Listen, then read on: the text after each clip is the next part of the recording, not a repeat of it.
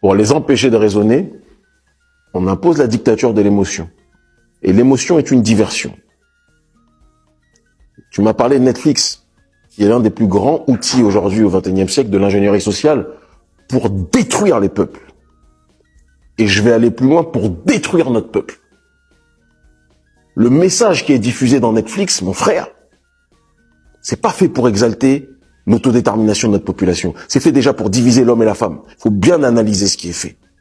C'est fait pour pousser l'homme noir à aller dans une direction éloignée de sa propre ontologie, profondément. Et c'est fait pour pousser la femme noire à penser qu'elle n'a pas besoin de l'homme noir. Il faut bien analyser les films. Cette dictature de l'émotion, en s'appuyant sur des douleurs réelles qui existent, c'est quelque chose sur lequel on doit réfléchir profondément. Et ça, c'est le néolibéralisme sociétal. On a parlé tout à l'heure du néolibéralisme économique, à travers l'exploitation de masse des petits travailleurs, en Asie du Sud-Est, en Afrique ou ailleurs.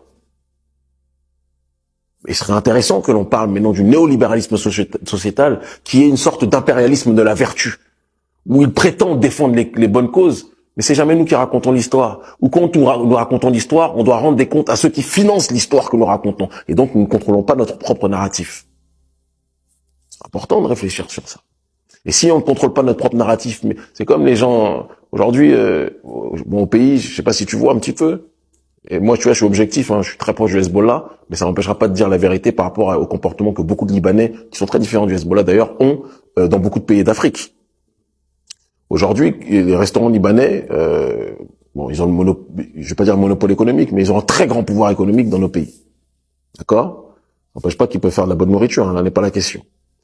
Mais il y a des comportements qui sont toxiques d'une grande partie de cette communauté vis-à-vis du reste des négro-africains.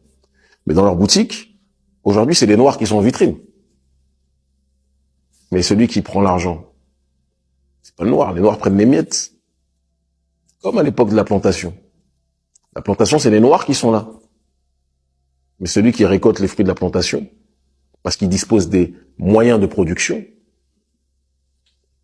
c'est l'oligarque blanc.